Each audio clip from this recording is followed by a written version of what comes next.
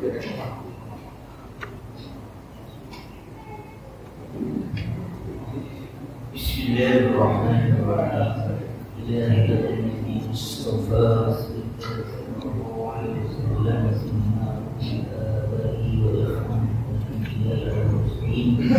وعلى كل الصحابة أجمعين والصالحين والشهيدين في الدين والفقهاء والمحدثين والمفسرين ثم الأولياء بين أمهاتنا وأجدادنا وجداتنا وأعمامنا وأماتنا وأخواننا وأخواتنا وشهيدنا وللمسلمين والمسلمات والمؤمنين والمؤمنات المروه شريكة محمد معكم بن عبد الرحمن ولولده محفوظ مولي شيخ عثمان كرم الراوي مولي شيخ ياسين سلفانس مولي شيخ اسماعيل زين اليمني مولي شيخ المنصاري المزوبي مولي شيخ محمد عثمان مولي شيخ محمد الشافعي الهزمي مولي شيخ رفع حامس مولي شيخ ابي الوي سيد الكوي مولي شيخ عبد الواحد تربيه المولي مولي شيخ محمد امن الراوي اللهم الفاتحه أعوذ بالله من الشيطان الرجيم بسم الله الرحمن الرحيم الحمد لله رب العالمين الرحمن الرحيم مالك يوم الدين إياك نعبد وإياك نستعين اهدنا الصراط المستقيم صراط الذين أنعمت عليهم غير المغضوب عليهم ولا الضالين Bismillahirrahmanirrahim. Alhamdulillahirabbil alamin. Wassalatu wassalamu ala sayyidina Muhammadin wa ala alihi wa sahbihi ajma'in. Amma ba'du, fa asdaqul hadithi kitabullah wa khairul hadi Muhammadin sallallahu alaihi wasallam wa syarrul umuri muhdatsatuha wa kullu muhdatsatin bid'ah wa kullu bid'atin dhalalah. Rabbi ishrah li sadri wa yassir li amri wa hlul min lisani yafqahu qawli ya fattah ya alim ya razzaq ya karim iftah lana bi'afwika wa karamika ya akramal akramin. Subhanaka la ilma lana illa ma 'allamtana innaka antal alimul hakim wa tub 'alaina innaka antat tawwabur rahim. Bismillahirrahmanirrahim. Qala al-'alim wa rahmatullahi wa nafa'ana bihi wa bihi bi'amin. Summa qala kalla la tu'ti'hu ay yartad'a hadzal fajira wa la tu'ti'hu ya Muhammad fi mad'aka ilayhi min tarki salat. Kalla, jangan begitu, la tu'ti'hu, jangan kau taati akan dia. Ay yartad'a hadzal fajira, supaya Rasulullah SAW menolak, membantah akan orang yang fajir ini. Siapa yang dimaksudnya fajir? Abu Jahal. Apa yang ditolaknya? Abu Jahal memerintahkan Nabi, nakutin Nabi supaya Nabi meninggalkan sholat. Kata Al-Quran, kalla la tuti'hu, jangan kamu turutin, jangan kamu turutin. Wala tuti'hu ya Muhammad, jangan kau taati dan kau ikuti akan dia ya Muhammad. Akan itu maksudnya Abu Jahal, dan kau ikuti walaupun itu ada ancaman. Ya sudah sebutkan dan di atas yang 2 minggu yang lalu, ada ancaman bahkan percobaan untuk mengintimidasi. Allah akan membela. Seandainya dia benar-benar pun karena zabaniah, ya, kalian mengenal dia karena zabani, ya. Kalau memang dia memanggil akan golongannya, akan kelompoknya karena zabani, kami akan memanggil mereka zabani.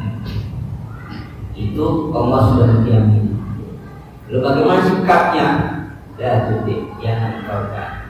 Ini di mana posisi Nabi, posisi yang dalam keadaan lemah. Di mana? Di kota Mekah. Pengikutnya baru beberapa orang aja, lemah. Bukan yang dalam keadaan kuat berani melawan, tapi ketika untuk ditinggalkan sholat, Allah dengan tegas mengatakan la tu'ti'hu, jangan kamu taati. Kalau Abu Jahal memerintahkan nakut-nakutin kamu untuk tidak sholat, jangan kamu taati. Padahal posisinya bukan posisi orang yang kuat dalam keadaan yang lemah, karena baru beberapa orang segelintir saja yang ikut Nabi karena posisi masih di mana? Masih di kota Mekah. Tapi untuk masalah sholat nggak ada dispensasi, nggak ada pemaafan. Sholat dalam keadaan apapun, bagaimanapun tetap dilaksanakan pada waktunya. Tidak ada penggantian. Nggak bisa berdiri silakan sholat dalam keadaan duduk, nggak bisa duduk berbaring, nggak bisa berbaring dengan isyarat kedipan mata, nggak bisa mata dengan hati nggak bisa sholatin. Sholatin kalau bisa nggak boleh. Ya ada yang namanya sholat itu perkara itu nggak ada. Bahkan ada yang namanya sholatul khauf. Sholat apa?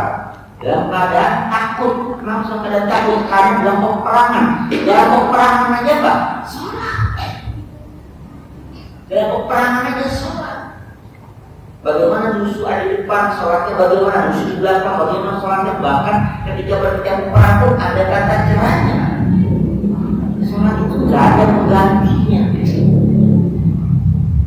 Nggak ada penggantinya. Maka sebagian ulama bahkan sepakat bahwa kalau puasa ditinggalkan ada bayar fidyah, sholat ada fidyahnya. Walaupun di mazhab Syafi'i kadang ada yang hanya dikiaskan dengan puasa. Kalau puasa tinggalin, sholat tidak bisa. Satu ulama mengatakan tidak, sholat kalau nggak mampu sudah. Kenapa? Karena sholat itu ada waktunya. Kalau memang tidak bukan pada waktunya, nggak bisa. Lalu bagaimana kalau kita kelewatan sholatnya, ketiduran? Nggak ada usul ketiduran. Orang yang ketiduran, yang kelupaan, sah-sah saja dia sholat. Dia tidur jam 2 pagi gitu, karena jam 3 subuhnya kesiangan. Bangun jam 7, ngapain? Sholat, bangun. Terus sholat apa? Terus subuh. Nggak bangun, nggak apa-apa. Yang minta sholat itu nggak bangun, sholat subuh. Ininya melihat lagi buah tadi masa Tuhan. Masa hati dua kan dia punut. Ininya dapat. Udah nyuat dah, ibu sebayang dulu atau minggu kan? Pas tokat dua kan belum ada punutnya. Nggak tahu apa? Subuhnya kesiangan. Ya, sholat nggak ada masalah. Ketika lupa sholat gitu.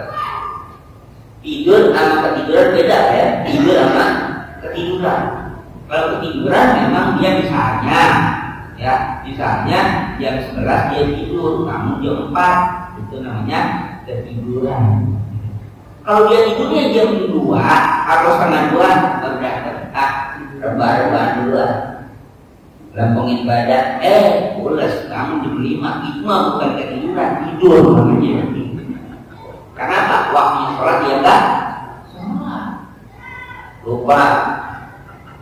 Biasa misalnya kalau kita sholat jamaah waktu isya satu jam, ini ada acaranya bisa habis maghrib, bisa 12 betul pulang makan, makan senang dia bertanya dapat daging pulang makan. Iya betul sembahyang bisa tadi maulid gitu kan, itu kelupaan. Kapan dia ketiganya sholat? Kalau namanya main kerambol, main bola, bukan kelupaan, lupain setan. Lomba yang kamu lupa kan main kerambol, nampangan itu mah setan, namanya kelupaan. Jadi sholat tidak ada penggantinya dan tidak ada halangannya, tidak ada apapun sholat. Apalagi menjadi pengantin doang. Nah, belum sholat belum. Memang apa? Habis nikah baru ganti pakaian, nggak sholat dulu. Kenapa masih sholat dulu? Tuhan juga tahu lagi ribet. Tuhan yang diatur dia. Nah, kalau ganti nikah atau ganti pakaian, nanti cuma ribet dia. Jangan ganti jam 5. Dia apa? Sholatnya karena di jamak. Jamak teklung. Urusannya jamak atau urusan jamak. Jadi apa? Jadi kita kemudian Nabi dalam keadaan lemah, tidak ada pendukung. Nabi diperintahkan kalla la tuti'u, jangan kamu taatin. Kalau dia memerintahkan kamu untuk tinggal sholat, jangan ditaatin. Ini Nabi lemah Pak, bukan keadaan kuat yang bisa melawan, nggak bisa melawan. Kalau di Madinah bisa melawan karena udah kekuatan. Ini di Mekah makan aja susah. Tapi ketika Abu Jahal menghalangi Nabi untuk tidak sholat, Quran dengan tegas Allah la tu'tik, tinggalin ke Abu Jahal, jangan kamu taatin, sholat saja. Gimana caranya? Sholat kan? Kenapa? Karena di akhirat yang pertama kali amal ibadah kita apa? Sholat. Kalau sholat itu benar, semua ibadah yang lain benar. Kalau sholat kita tak benar, ya jangan harap. Gimana standar sholat kita untuk bisa benar semuanya? Sholat subuh.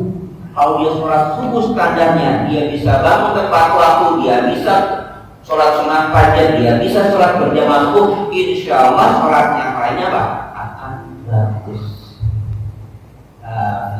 As-salawati usrati wusta wa qumu lillahi hamid. Ada sholat wusta yang diulang 2 kali. Itu as-salawati wassalati wusta. Walaupun mazhab Syi'ah, mazhab pendapat Syi'ah Aisyah radhiyallahu anha mengatakan sholat wusta ya sholat al-asri. Tapi Imam Syafi'i mengatakan sholat wusta sholat subuh. Maka anak dua kelompok orang yang berat dalam hal sholat, ada orang munafik dengan orang yang beriman. Orang munafik yang paling berat sholat isya dengan sholat subuh. Kenapa? Karena mereka sholat untuk mempermuka doang, memperlihatkan berteman dengan orang muslim. Kalau sholat isya sama sholat subuh kan sudah langsung, ngapain juga datang imannya? Malas datang iman, masa itu berat ya. Orang yang beriman yang paling berat adalah ibadah sholat asar dan sholat subuh. Sholat asar waktu subuh, waktu sibuk. Sholat subuh waktu roh. Jadi apa? Sholat subuh ini kalau orang tidak sholat subuh atau masuk pada subuh, tapi yang sholat subuh ada 2 kemungkinan. Apakah dia orang yang beriman yang memang lagi malas, atau orang munafik? Jadi sholat subuh standarnya. Karena sholat subuh itu sholat yang sendirian. Kenapa sendirian? Sholat isya bisa dijamak dengan sholat maghrib dan temannya dia. Sholat asar bisa dijamak dengan sholat zuhur dan temannya dia. Yang bisa dikosor sholatnya sholatnya apa? Yang benar, ya. Yang ganjil nggak bisa dikosor. Apa yang ganjil? Maghrib nggak bisa 1,5. Masalah isya jadi 2, zuhur jadi 2, asar jadi 2. Bisa diapain? Dikosor. Yang benar. Tapi walaupun subuh genap bisa dikosor. Subuh 1 rakaat tidak dikosor, nggak bisa. Maka subuh dia sendiri, nggak bisa jamak, nggak bisa ditarik. Yuk subuh jamak sama zuhur, boleh ngajarin. Nggak bisa subuh jamak bisa kali dia sendiri. Makanya kalau subuhnya dia bagus, insya Allah bagus akan semua ibadahnya. Ya. Maka kalau melihat di mana umat Islam satu wilayah, umat Islamnya bagus, umat Islamnya tobat, lihat sholat subuh di masjid. Kalau sholat subuh di masjid sama dengan sholat Jumat, itu masyarakat wilayah tersebut insya Allah masyarakat yang baik. Kalau sholat subuh kayak sholat Jumat, nah bisa nggak tuh? Sholat subuh yang malam, yang koma, yang imam. Dia pegang kunci juga lagi. Subuh berat ya. Ya. Sekali lagi sholat, ya sholat. Apa? As-sholat lima judil. Sholat itu berarti yang agama masjid mewah kayak macam begini kalau nggak ada apa, nggak ada zamannya buat apa? Pakar kita jawab udah tutup. Ya. Sesuatu. Maka Nabi dalam kondisi yang sangat lemah Allah tegaskan la tutikhu, jangan kamu taati. Kalau nggak taati bagaimana? Dilanjutkan wasjud waqtarib. Kalau nggak taat pada Abu Jahal, lalu bagaimana? Sujud.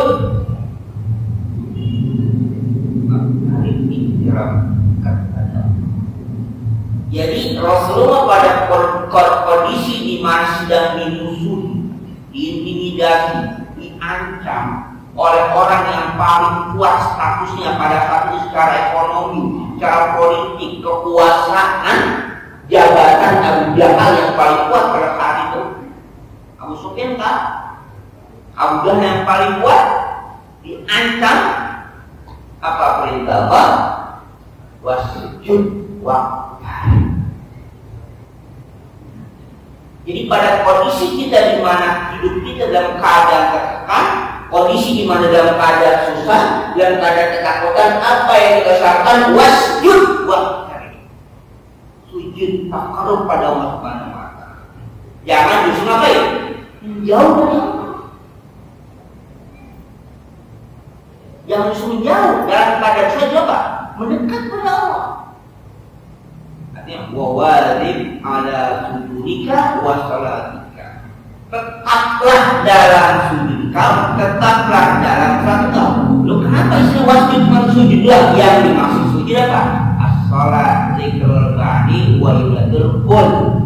Yang disebutkan setengah, yang dimaksud apa? Semuanya. Yang dimaksud bukan hanya sujud doang, apa? Salat. Tapi orang kita itu bocah nggak kelihatan batang hidungnya gitu kan ya. Bukan hidupnya doang nggak kelihatan, maksudnya apa? Orangnya nggak kelihatan, namanya zikrul ba'di wa ibadatul kul. Nyebutin sebagian maksudnya apa? Seluruhnya. Walaupun yang sebutkan hanya sujud aja, yang dimaksud apa? Salat. Dan wasjud sujud maksudnya apa? Salat. Apapun problematika yang dihadapi oleh manusia, terutama oleh Rasulullah, solusinya apa? Salat. Wasta'inu bis-sabri was-salat. Minta tolong pada Allah dengan sabar dan salat. Udah hujan-hujan, kemarau, disuruh salat. Ada masalah yang sangat sulit diselesaikan dengan sangat cepat misalnya. Ngapain? Mengauni salat aja. Mohon apa? Bertunggu dari Allah, mohon bantuan supaya nggak hujan. Jangan segala cara kalau di atas genteng. Ngapain? Biar nggak hujan. Jangan segala di apa kan itu di nenek gitu. Ada pilihan yang sulit nih. Mau sholat apa enggak, mau nyawa? Minta, sholat. Istighfar, minta pilihan. Apapun masalah yang kita hadapi, sholat solusinya. Gak usah kemana, sholat solusinya. Apapun yang masih kita hadapi, sholat. Nah, kenapa? Karena apa? Ketika orang sekuat kali mendekat pada Allah Subhanahu wa Ta'ala, kenapa? Aqrabu ma yakunu 'abdu min rabbi wa huwa sajidun. Sepaling dekat hamba kepada Tuhannya wa huwa sajidun, pada saat dia dalam keadaan sujud. Ya, hadis katakan aqrabu ma yakunu 'abdu min rabbi wa huwa sajidun. Sepaling dekat posisi hamba kepada Allah wa huwa sajidun, pada saat orang itu dalam keadaan sujud. Maka Rasulullah faksirud doa habis sujud, perbanyaklah berdoa pada waktu sujud. Kalau nggak jadi imam, kalau jadi imam kan tinggal kabur ngomong, lah gimana bapak sujudnya bisa digotong, jangan bangun lagi. Kalau sendirian silakan namain itu ketika sujud, dan ngomong takarub pada Allah, berdoa pada Allah. Itu saja penyelesaian kita, habis. Jadi kondisi yang sangat menyakitkan bagi Nabi, Allah memberikan solusinya apa? Wasjud waqtar. Jadi jangan justru apa? Menjauh. Saya juga lagi sakit sudah ditungguin. Sudah katakan, ya, maksudnya apa kan? Ya, abang ini jadi sakit, jadi tidak sakit di ibadah mah, ya sebisanya aja ibadah dengan sakit ya kan? Bukan, orang kalau lagi sakit kan ingat mati. Dan orang ini orang sakit ini apa? Kalau kamu tahu apa jadi parut banget. Biasanya habis sukanya habis sholat Tapi ada pasti juga itu dengan sholat istilah berrokaat karena ini sakit mengalami keburukan juga. Sholat itu sakit juga lah, apa sakit jadi yang malah jauh dengan Tuhan. Bahasa ulama sakit malah jauh dengan Tuhan. Kenapa perbandingannya? Ketika dia sehat itu ibadahnya banyak, ketika dia sakit malah katakan dia kalau orang sakit langsung lebih dekat sama Tuhan, harusnya lebih banyak ibadah dan apa? Kalau ini gitu. Saya bilang kalau orang sakit nggak apa-apa, ada wudhu sakit, nggak ada wudhu sari ya. Itu harusnya kan orang sakit dekat lebih dekat sama Tuhan. Biasanya 2 rakaat di 10 rakaat kan, ini malah jadi sholat sunnah juga susah, nggak bisa berdiri, udah gitu sekarang merasa bersalah. Merasa orang harus dalam keadaan sakit lebih dekat pada Allah, kan dekat dengan kematian, tapi di sana malah berkurang. Baca Quran kayaknya berat banget. Kalau orang kalau kita kan lagi sakit tuh nggak tahu lah. Ya, kita di sini kan Tuhan nggak tahu ya. Ngapa bang nggak ke masjid? Kalau bukannya itu yang nggak ke masjid. Nah itu yang bang mau ke masjid keluar dari rokok sebentar. Di rokok warung sanggup kan keringan, tapi ke masjid tidak sanggup. Keluar di rokok, malah balik keringan sampai di cokoyo pak. Di rokok, ngomong kopi, sanggup jalan. Tapi ke masjid nggak sanggup pak, masjid kan udah di masjid. Kalau keringan kayaknya. Pak naik saya di rumah, berkoyo dari jidat, mau kemana aja? Mau kan warung jauhan warung ke masjid, sampai warung, masjid nggak pak? Nggak sampai. Jadi bukan karena keinginannya pak, karena apanya? Oh enggak. Jadi apa ketika kita sakit harusnya lebih dekat pada Allah, bisa tidak? Jauh. Nah inilah solusi hidup kita. Jadi Nabi dalam keadaan sesuatu yang begitu, statement Allah keterangan enggak ada tanggung dan jelas. Sorry. Wasjud waqtari.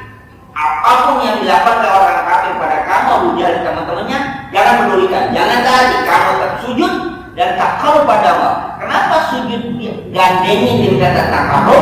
Karena kata-kata akramu ma yakunul 'abdu bi rabbi wa huwa sajidun. Karena dalam keadaan sujud itulah sedekat-dekatnya hamba pada Allah Subhanahu wa taala. Jadi perbanyaklah sujud dan perbanyaklah doa. Perbanyak sujud bukan arti bingung gitu. Perbanyak sujud apa? Perbanyak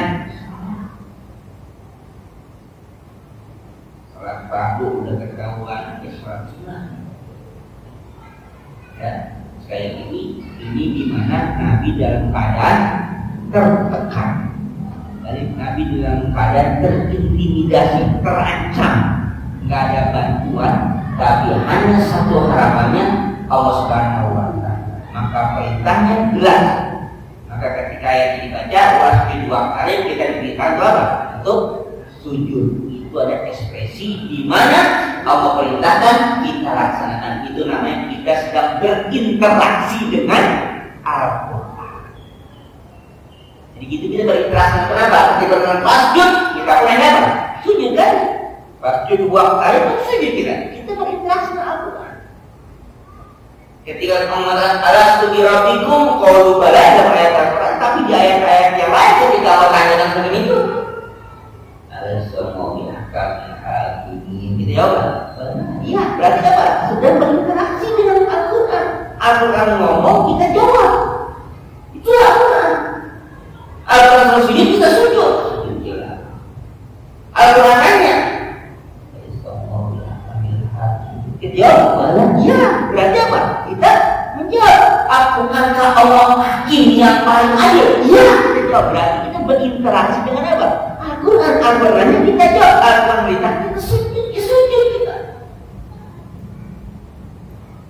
Jadi yang namanya sholat tidak ada penggantinya. Selama kita masih bisa berpikir, selama otak kita masih bisa berpikir, selama masih bisa ingat bagaimana caranya tetap sholat, kecuali kalau sudah tidak punya pikiran. Al-dinu wal haqu la dina liman la aqla dan imam apa? Imam Ali bin Abi Thalib.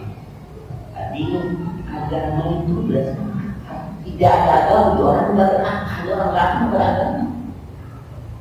Orang berakal Jadi kalau dia masih ingat, masih sadar, apapun kondisinya Pak, walaupun hanya bisa Pak, kedipin mata tapi sadar, tahu waktu sholat. Jadi jangan pernah dikalahkan satu dengan yang lain. Ya. Gak bisa dikalahkan dengan yang lain dengan sholat. Apapun kondisinya. Ini baru cantengan aja gak sholat. Cantengan apa gak sholat? Kaki gua buka gak bisa berdiri, ya duduk. Baru cantengan doang gak sholat. Nah, tapi ini yang kondisi sekarang banyak ya orang saya nggak tahu benar apa mau laporannya itu bahwa misalnya suatu tempat kerjaan katakanlah sangat sulit satu fasilitas sholatnya nggak ada. Usahakan bagaimana caranya terserah di balik meja di belakang pintu sholat ada ya. Nah, saya bilangnya begini. Yang kedua kadang-kadang waktu yang sempit kan dispensasi waktu sholat itu nggak ada. Pokoknya terserah kalau mau sholat nggak perlu makan. Kalau makan nggak usah sengaja sholat bisa makan itu. Hari pilihan. Yang penting rukunnya sholat tercapai. Tapi kalau dia melarang jangan sholat, ya ini jadi masalah. Ya, jangan sholat ini jadi masalah. Tapi selama nggak dilarang, berarti kita yang bisa manage, kita yang bisa mengatur. Kapan pun waktunya, bagaimana pun cara kita yang mengatur. Ya. Harus cepat sholatnya, tidak mesti cepat. Yang penting rukun dan syaratnya terpenuhi selesai. Yang mau baca Fatihah doang, nggak pakai baca apa? Bapak Isyurani, ya cukup. Tasbihnya satu kali cukup. Nanti jangan pernah ditinggalkan sholat. Kenapa? Sekali dia tinggalkan sholat, maka tidak akan ada pengganti suatu umur hidup dia sholat, tidak akan bisa diganti. Ketika dia meninggalkan satu waktu sholat dengan sengaja, seumur hidup dia sholat tidak akan bisa diganti. Karena kita mau buka itu waktu sholat itu sudah waktu yang ditentukan. Artinya sholat zuhur hari ini waktunya sudah ditentukan akan berbeda dengan sholat zuhur atau sholat zuhur ya sholat. Jadi nggak ada yang ganti. Ketika zuhur selesai masuk asar. Asar yang sekarang berbeda dengan asar yang kemarin, berbeda juga asar yang akan datang. Asar yang sekarang tinggalkan sudah habis. Kenapa? Kita mau buka sudah ditentukan waktunya. Nanti asar juga ya, asar yang hari itu berbeda dengan asar hari besok, asar hari itu beda dengan asar sebelumnya. Jadi nggak bisa yang namanya penggantian. Kecuali tadi kalau lupa, kalau kebetulan, walaupun dalam bahasa fikih ada mengatakan kodok, tapi dimaksud dalam kodok ada kan yang main kodok kan menunaikan, Pak. Sama, kalau itu menunaikan apa? Menunaikan kewajiban. Istilah kodok hanya istilah dari fikih ada fikih saja, tapi dia kewajiban yang harus dilaksanakan. Jadi yang namanya sholat ada apa? Tidak ada maaf kalau tinggalkan. Kecuali kalau kecuali kalau nifas. Ya, makanya orang di kodok nggak sholat. Enggak. Masih kalau nggak sholat orang berapa sih biasa orang 6 kali 5 berapa? 30 waktu dia kodok. Masya Allah, masih bini gitu sembahyang mulu kita kesempatan dengan ini sembahyang mulu Pak. Habis haid selesai, ini sembahyang apa? 60 waktu dia kodok. Maka ketika ada sahabat seorang sudah mengatakan pada umum ini sekian, apakah mesti dikodok sholat ditinggalkan orang haid? Dia mengatakan apakah kalau itu hawiyah? Hawiyah itu artinya suatu sektor yang dimana mempunyai kebebasan akal. Katakan apakah hawiyah? Aku pernah haid pada masa Rasul, tidak aku diperintahkan untuk kodok, hanya kodok ketika kita tidak berpuasa. Diperintahkan kodok puasa, tidak diperintahkan untuk kodok sholat. Jadi sholat apa? Tidak ada kodoknya untuk orang haid. Kenapa? Karena waktunya sudah ditentukan. Jadi kalau Bapak mau meninggalkan sholat, haid dulu Pak. Ini boleh. Kalau enggak, enak. Ini pas. Boleh, ya. Jadi kalau enggak haid, enggak nifas, kenapa? Jangan ninggalin. Ya. Nah, di akhir surah ini itu wasjud waqtari. Sholatlah dan takarrub pada Allah Subhanahu wa taala. Sujud itu maksudnya apa? Sholat dan takarrub. nggak ada musuh. Dan perhatikan bahwa sepaling dekat hamba kepada Tuhannya ketika dia dalam keadaan sujud. Maka dia mengatakan faksilut dua di sujud. Perbanyaklah kamu berdoa pada waktu sujud. Perbanyaklah kamu berdoa pada waktu minta juga. Ada apa-apa minta aja. Dagang kurang laku itu sama mak yang lakuin. Nama udah jadi budak minta sama mak pak. Anak yang mau sekolah dia terus minta sama Allah. Gak ada baik. Jangan kita malah nyari jalan-jalan yang gak karuan. Itu udah jelas pasti dimakan. Ketika Allah kita dekat sama Allah dengan sabda apa? Dengan berjalan dengan apa istilah?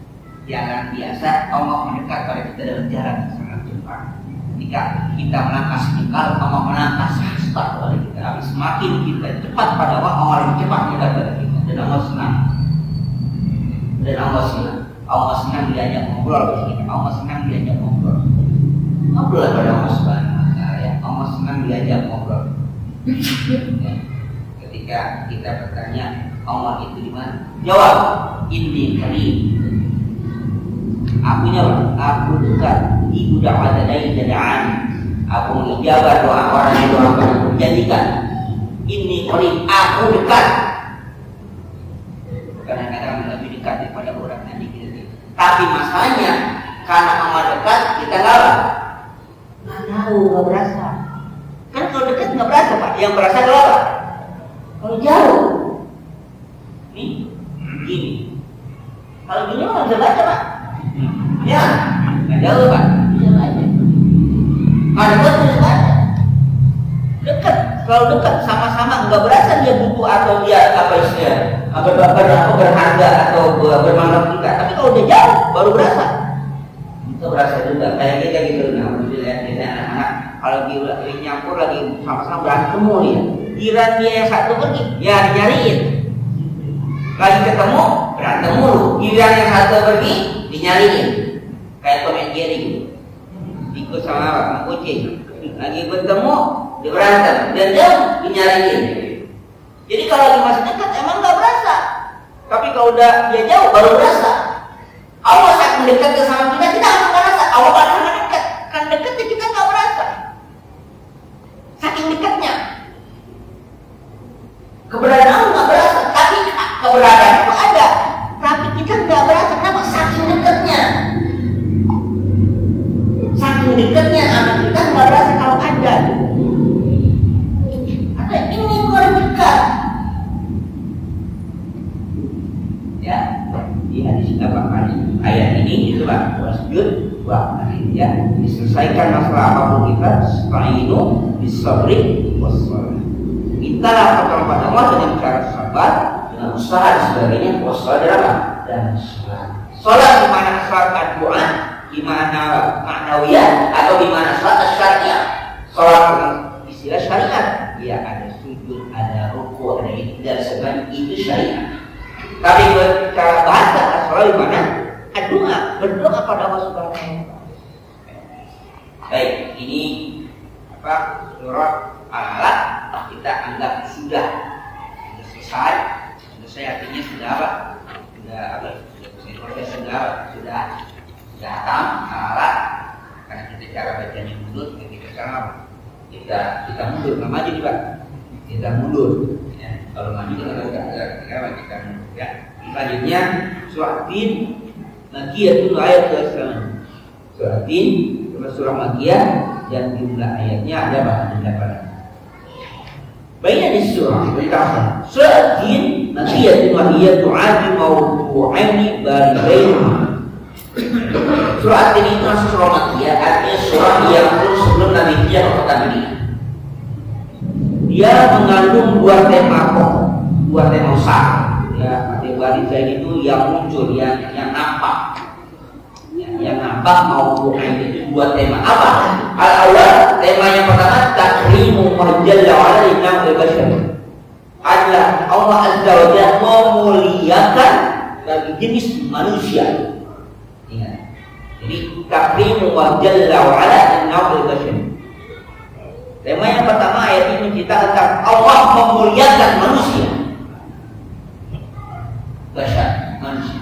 Allah memuliakan manusia. Jadi kalau Allah memuliakan manusia, jangan kita hinakan kemanusiaan kita dengan cara maksiat, kehinaan.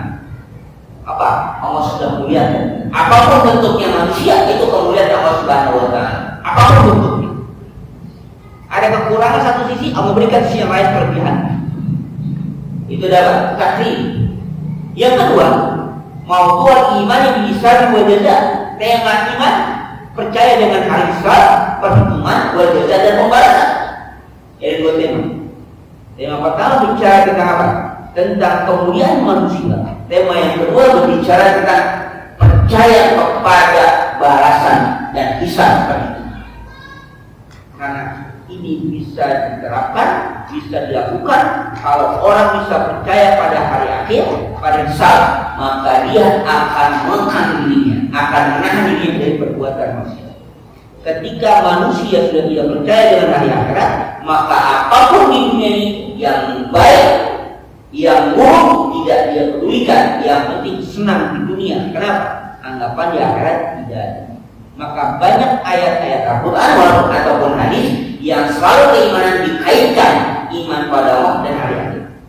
Contoh, man kana yu'minu billahi wal yawmil akhir falyukrim bainahu. Man kana yu'minu billahi wal yawmil akhir falyukrim jarahu. Man kana yu'minu billahi wal yawmil akhir falyakul khairan aw liyasmut.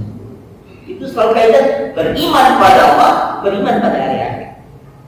Falyakul khairan, ngomong yang baik. Kalau kamu beriman pada Allah, pada hari akhir, ngomong yang baik.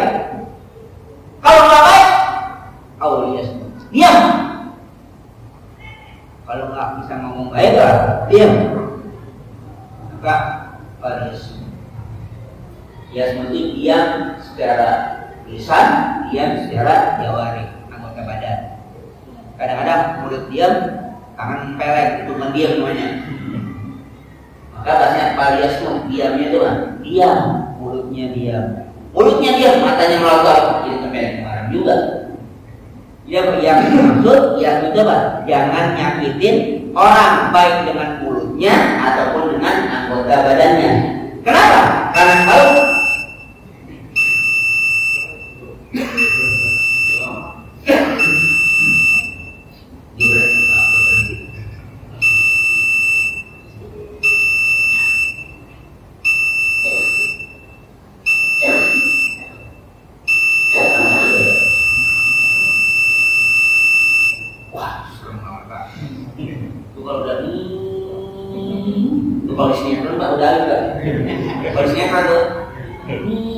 nangis dia tuh, nangis dia tuh. Pas sinetron, itu namanya tuh alarm itu bang. Udah ngingetin ke alarm mati yang ngingetin. Ayo, yang nggak sholat hati-hati. Jadi kenapa harus seperti itu? Karena kalau dia nggak bisa ngomong baik, akibatnya apa? Walaupun akhir, dia di dunia bisa nyakitin orang nggak bisa melawan. Entar lu di akhirat begitu kata-kata. Di dunia orang kita katain nggak mengenai lawan, kalau lawan gue yang apa gue tempelin, nggak berani dia, iya nanti di akhirat tuh. Makanya apa? Makana yu'min billahi wal yawmil akhir, iman pada Allah dan hari akhir. Di situ dia nggak bisa apa? Nggak bisa balas nanti di akhirat. Kalau dalam hukum pidana kita, orang dikatakan koruptor kalau dia sudah ketangkap. Orang dikatakan maling kalau dia ketangkap. Tapi kalau dalam Islam dikatakan maling pada saat dia nyerong, dikatakan koruptor.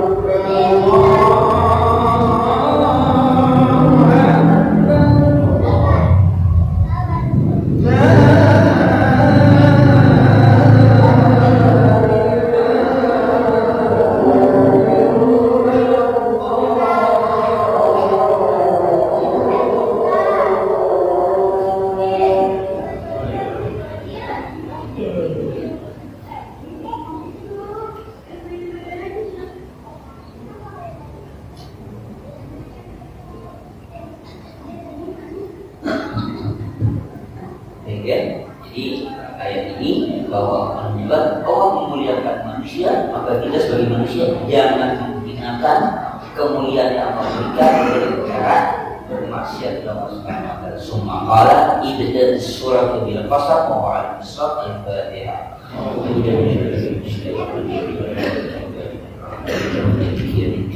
Ya Allah ya Rasulullah sallallahu alaihi wasallam